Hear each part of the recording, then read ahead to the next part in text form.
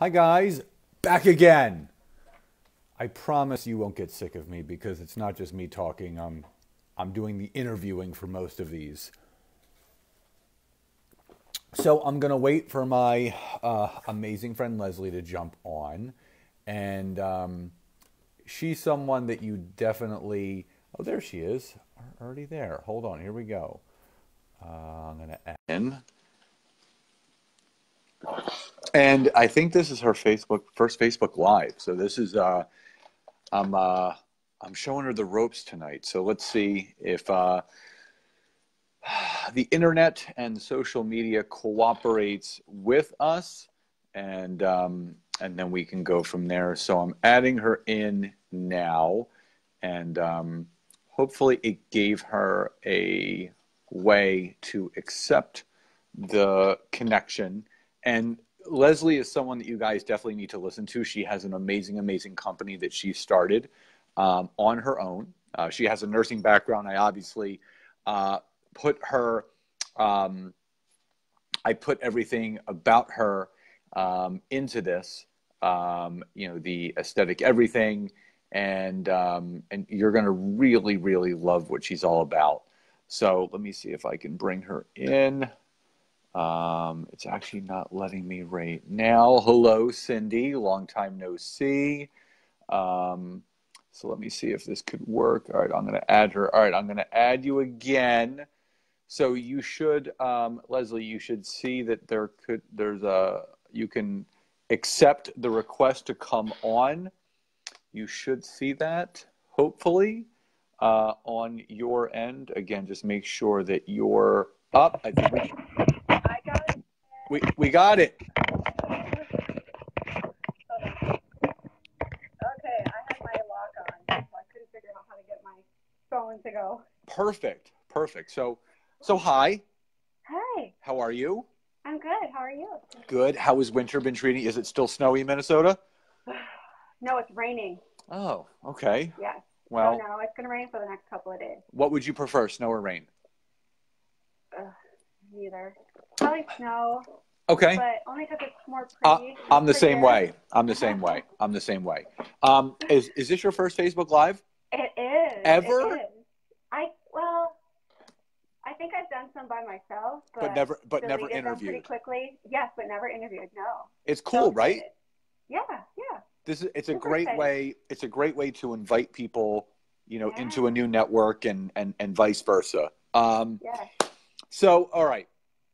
I never like to do all the talking. I like people coming on and sharing themselves. So I posted your bio and your website, but tell everyone on a personal level who you are, where you're from, and what you do. And then we're going to get into some backstory type stuff to catch people up of how this all came about. Yeah, so I'm from Minnesota, so freezing cold. We got 30 inches of snow in February, so that's fun. And mom of four, nurse, I'm an entrepreneur for sure. Have a bunch of businesses, some real estate stuff, like to invest in some startups, and then invest in myself for sure. We are in a ton of masterminds, so we love that. So excited, yeah. So how long did you spend in nursing, and how did you get into that career? Oh my gosh. So, I guess I could start way back when I did cosmetology school as a senior in high school. So that kind of got me into the beauty industry, right? And then I worked in oral surgery for 5 years, then went back to nursing school knowing what I wanted to do right out of nursing school. Wow. So my mentor that I have, she actually talked me into going back to nursing school to inject. So exciting. Purely injections. Yeah, purely. So when you go back to when you're in nursing school and you talk about aesthetics and injecting, Botox fillers, everyone has no idea what you're talking about at all. And there's no training in school. It's just, the basic. All right. So let's touch on this really quickly.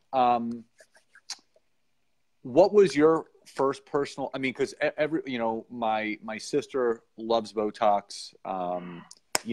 Her and my brother-in-law, they are open about it. They actually have like Botox dates where they get it together, and it's kind of. I love it. It's their jam. They love it. Mm-hmm. So obviously there's misconceptions with everything, with everything, that it's fillers aren't good and Botox isn't good and peels aren't good. So obviously you've turned your passion into profit now. So obviously you've been in the medical industry. How did, like, what was your first personal experience with what I consider anti-aging, on this side of it, and what lit the spark for you where you're like, you know what, I can do this and I want to help other people feel the way that I do after this stuff? Yeah, I mean, I think it started when I was I was probably like 20. I got my lips injected because I didn't like my nose, right? I mean, kind of a vain thing, and my plastic surgeon's like, I'm not touching your nose. I'm not touching it. But I will do a little bit of, lip filler for you. So I'm like, okay. So that's kind of my first thing. And I didn't think about it much after that, right? And actually, those fillers back then, so that would be like 15, 16 years ago, 17. Actually, those fillers lasted like not very long. Right. It was actually collagen, so it was like 3 months maybe. And then actually, so I got married when I was 24. And then at 25, I was looking at my wedding pictures. And I was like, oh my gosh, I have my dad's line, like horizontal lines across my forehead. So I actually went in and got Botox. And at that time, I was already in nursing school. Got Botox. Obviously loved it. But the lip filler I had loved before that. So I knew, that's what I wanted to do. And then, let's see. So I got into the industry. I just kind of touched into it, right? Like right then, right after I graduated, I started into it. But I think the filler thing, actually, I was already doing filler, but it didn't necessarily click for me until my last baby. So he's 8 now. And I was just I was super sick after I had him, like super sick. And just graduated nursing school, just whatever. And I was practicing, but hadn't done a ton of fillers to my face except for my lips. And I went in and I was like, okay, seriously, like I look haggard. Like I remember talking to Jacob, my husband, and saying, I look so bad. I look so tired. I'm so skinny. I mean, I was so sick. And went in and saw, the lady that I was training under and kind of that. And she's like, well, let's do a little bit of filler. So we did my under eyes actually, and a little bit in my cheeks. And I was like, holy crap. That was a total game changer for me. Seriously, like that sounds so bad, but like when someone tells you you look tired all the time and you're not actually tired, or they're like, oh, you just don't look very good, like that's frustrating. And Leslie, how young are you now? So I'm 37. So I was 28 maybe. Right. Yeah. Which is really young, right? Like you don't usually think about starting anything that. I mean, right? And how do you feel now, years later? Oh my gosh, love it. I just love it. So yeah, totally. So you and I both know, obviously, we're in a very, very amazing mastermind.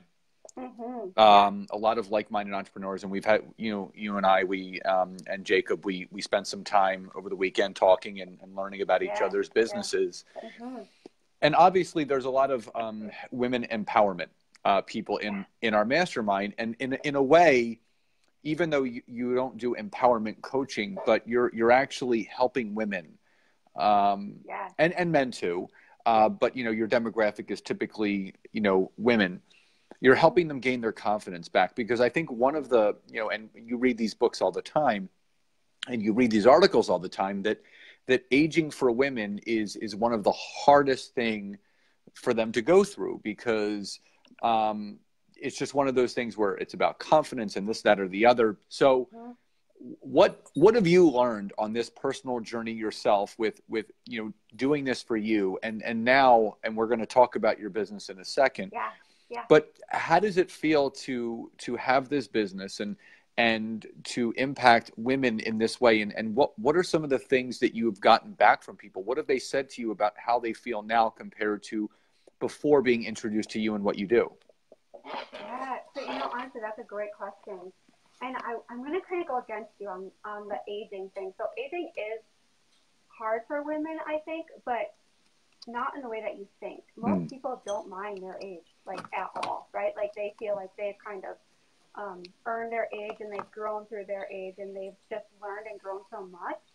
They just don't like to feel like they look old, if that makes sense. Or they It don't does. like to feel like they look angry. So it's not about like, it is about aging gracefully, but the age is like the number, I think. And I think really like people just want to look in the mirror and feel like they look good, right? So I compare it to like the little black dress, right? Like you can go to wherever and buy a black dress, go to another place, one fits you like a glove, and the other one's kind of just like, okay. Like that's kind of what Botox and fillers can do for you, right? Like you can walk into a party in a certain dress or, you know, a pair of jeans that fit your butt just perfect, and you're like, oh my gosh, my butt looks great, right? So you're going to walk into that party a little bit more confident because your butt looks good. That's sort of what Botox can do for your face. Or I tell my husband, I'm like, it's kind of like getting into a waxed car and you're like, I'm so cool, I love my car. That's kind of like the confidence, I think, booster, that just that little, because it's not meant like what you see on everyday TV. That is not what Botox and fillers is at all, all. And in fact, if someone came to one of my patients and said, oh my gosh, you have Botox and fillers, I would be appalled. Like I'd be like, oh my gosh, I did a bad job. Because the goal is to help them age gracefully, take off 5 years, not make them look like a plastic Barbie, right? And you see that all the time. You see a lot of these older, you know, and the best comparison is looking at Hollywood, and because, you know, in acting, you know, women, you know, they need to keep their looks up, but you even see, you know, women that are our age and maybe a little bit older, and they just don't take the right approach to aging.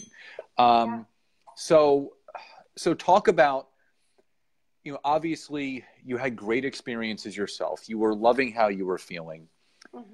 Talk about how the idea of this business came to fruition, and what was everyone that I've been talking to in our mastermind, it's really interesting. Everyone has like this light bulb moment where they've ended up turning their passion into profit. So, you know, you were a patient for so long, but now you're on the other side of it. What was the aha moment for you where you're like, you know what? I can create my own business from this. What was that moment, and when did you realize it? Yeah, so actually, a couple things. I'll give you two answers. So one, I actually started my own aesthetic practice right off the gate. Wow.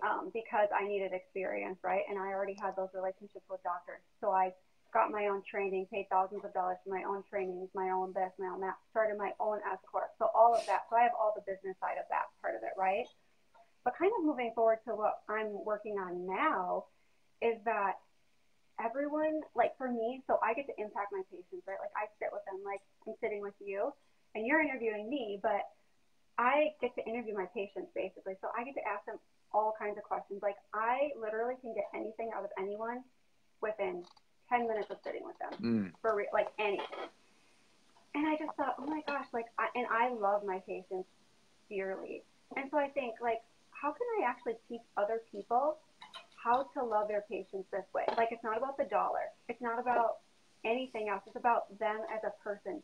And if they're just in there for a little bit of something, like a little freshen up, that's all I'm going to do for them. Right. Like, I'm not going to try to sell them a million other things.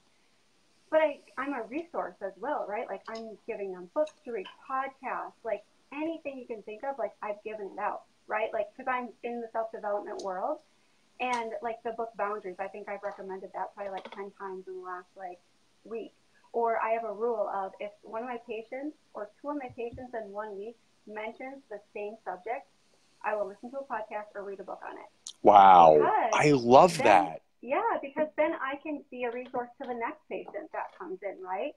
Because that's what I'm there for. I'm there to love them where they are, meet them where they are, whether I'm treating them or not, and see them as a human, who they are, right? Not just as this thing, because all women transition the same way through life, but it's different in how we go through it, right? Yeah. But we all age, we all go through things. We just have different experiences, different traumas, different everything. So how do I meet them where they are? And then how do I teach others, right? Because I can only impact so many patients. I can only see so many a day. But there's so many providers out there that aren't doing a good job, that are making me look bad because, you know, when you say it, like, oh, I would never do Botox, I would never do fillers, like, well, then you're seeing a bad job.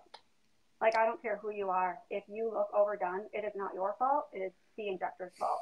And period. they're obviously not listening to, and I was thinking it as you were talking about it. And in any business where it's service based, you know, I provide a service, you provide a service, doctors provide services. Yeah, yeah. You have to listen to the client because, Mm-hmm. you know, the client will reveal exactly what they're looking for and exactly what they want. Yeah, yeah. So what you're, and I remember sitting with you and Jacob, and it's so funny, like, you know, you and Jacob just like, you're like perfect. You know, he's got earrings and he's like, he's like this manly man.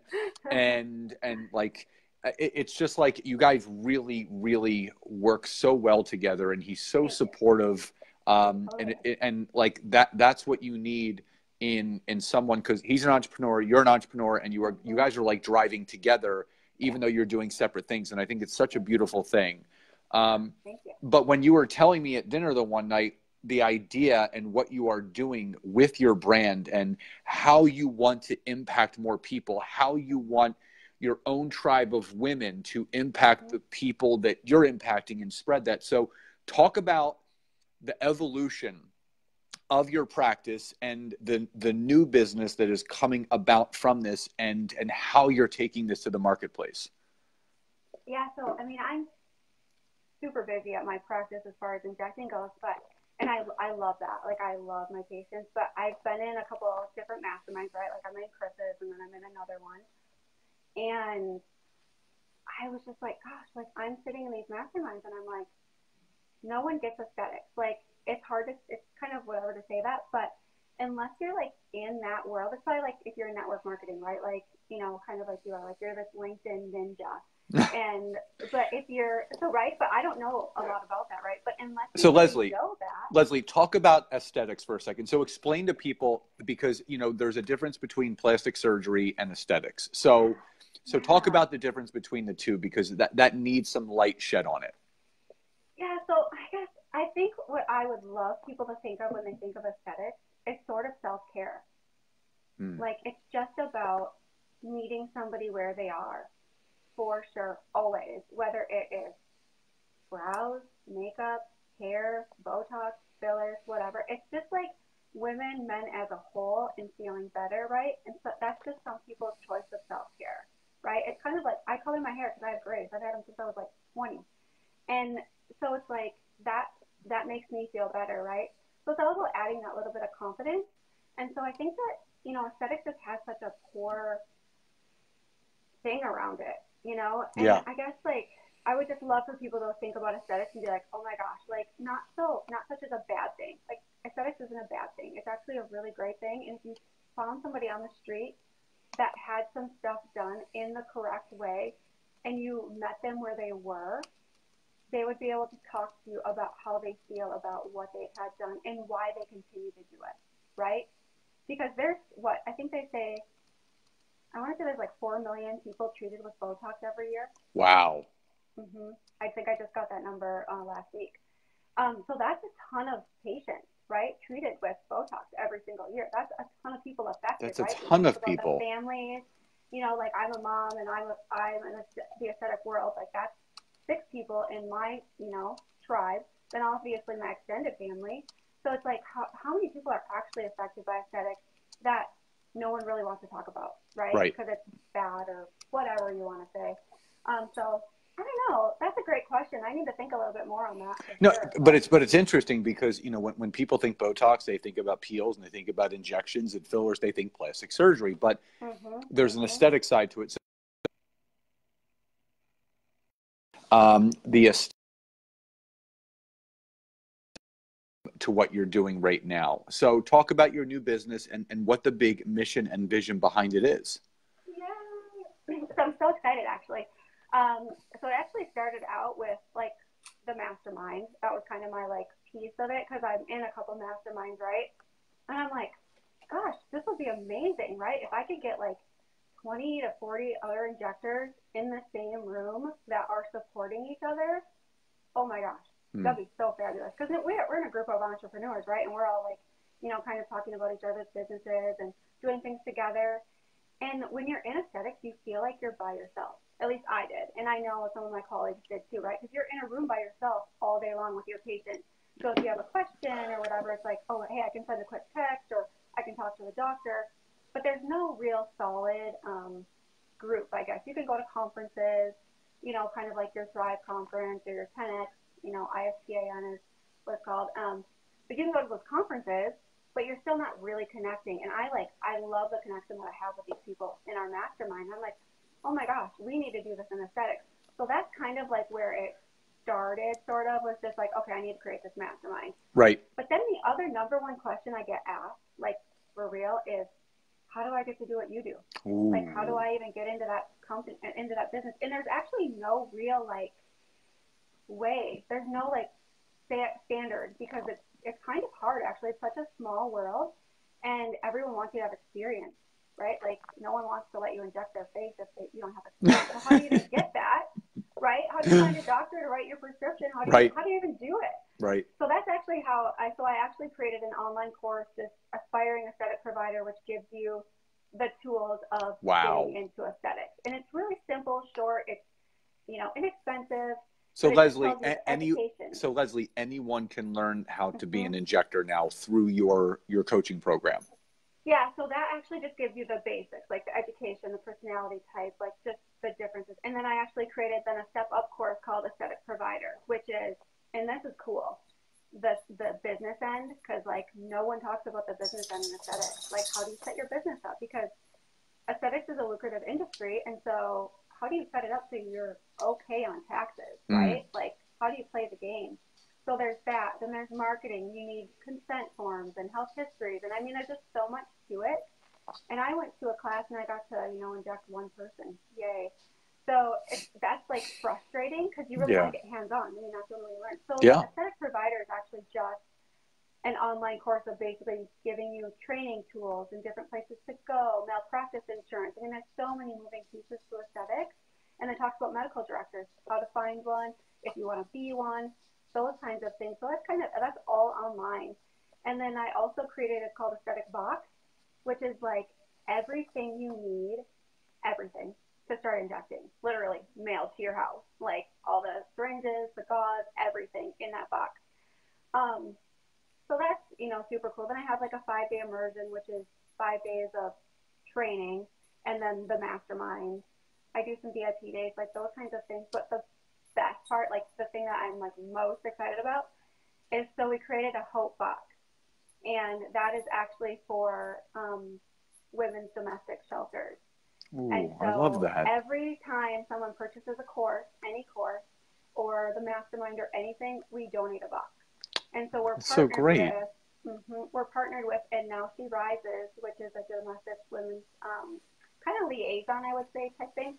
But they can get our boxes anywhere in the country to a domestic women's shelter. And so I'm so excited about that because, like, it's all about, like, making women feel better. But what if I can meet them where they are at their lowest point, right? Like, these people going into the domestic shelters, like, they're just so low. And what if I can give them a box of just, like, a little bit of hope? And it actually has my personal story in it as well because I have a long, you know, history. But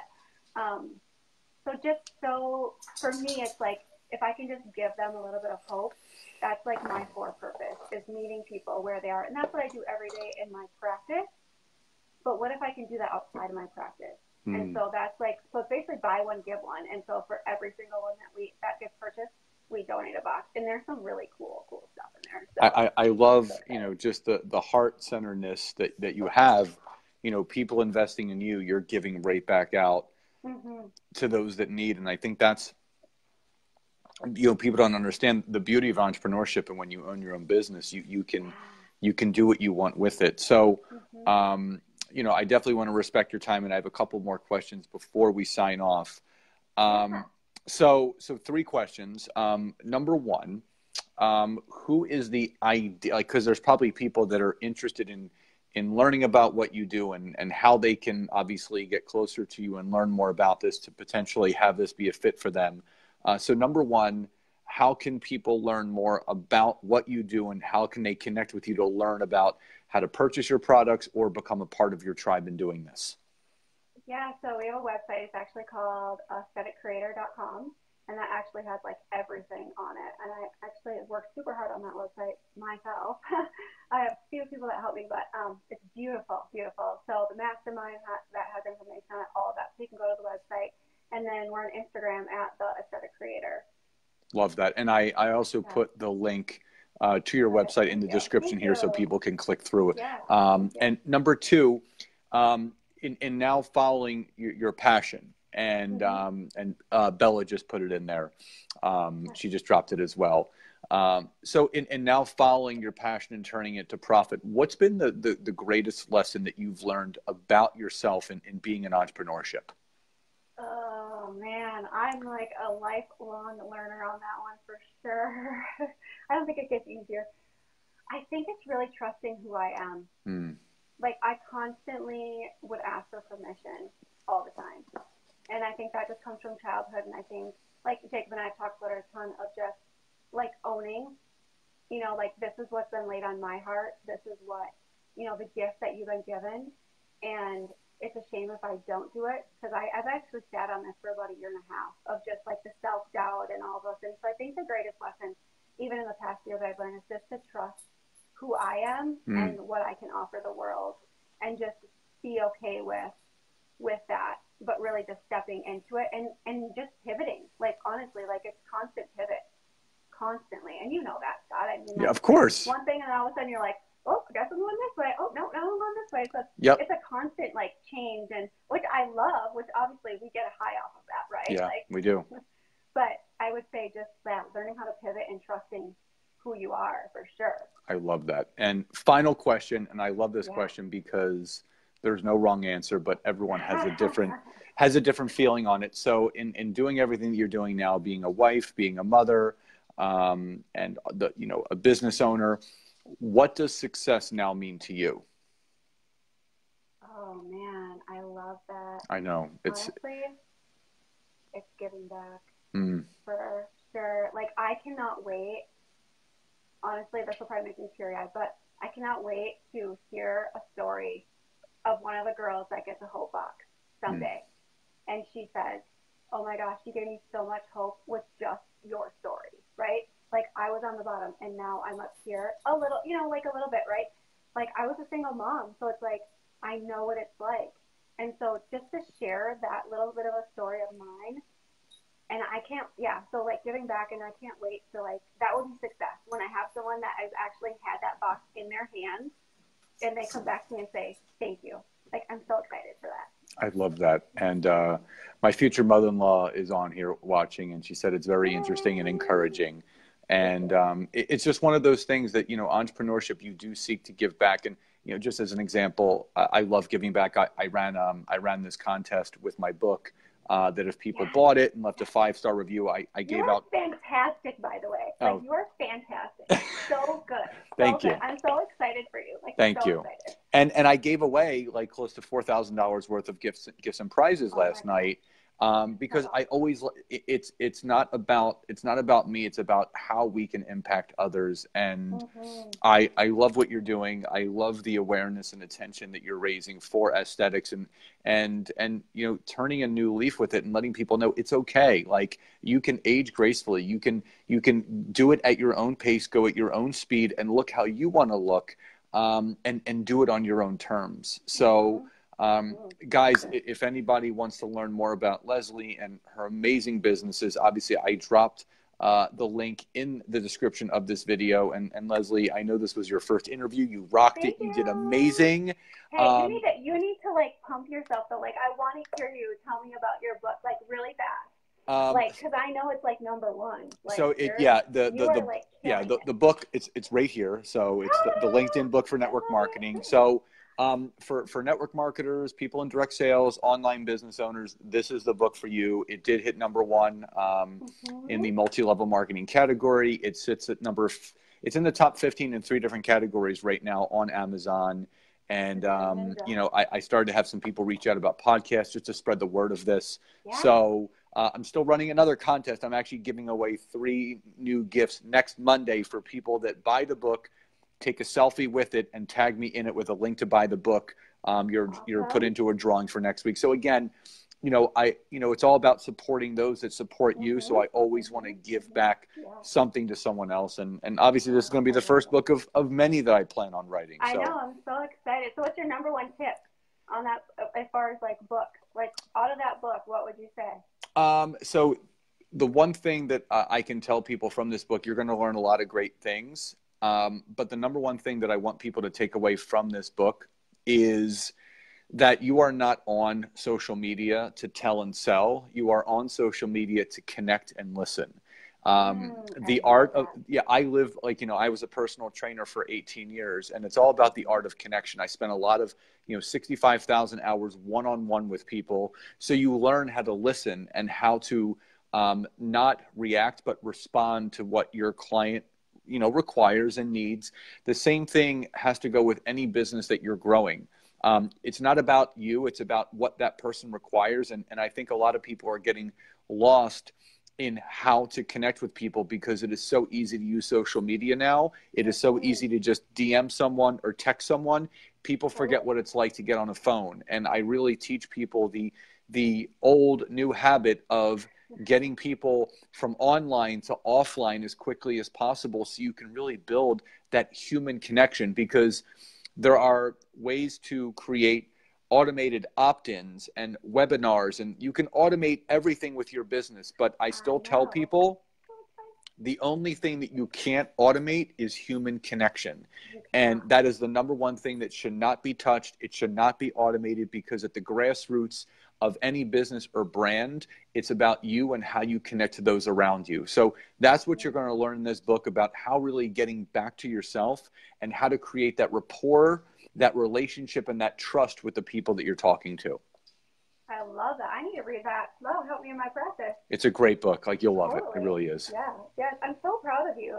Thank you. Well, I'm proud of you too. Oh my gosh, thank you. Thank you. Chris did a really good job, and I was saying this to someone the other day, that he was so masterful in choosing the 40 of us to be a part of this mastermind, because I think inherently he knew that we would all be able to connect in some way, shape, or form. So it's pretty awesome.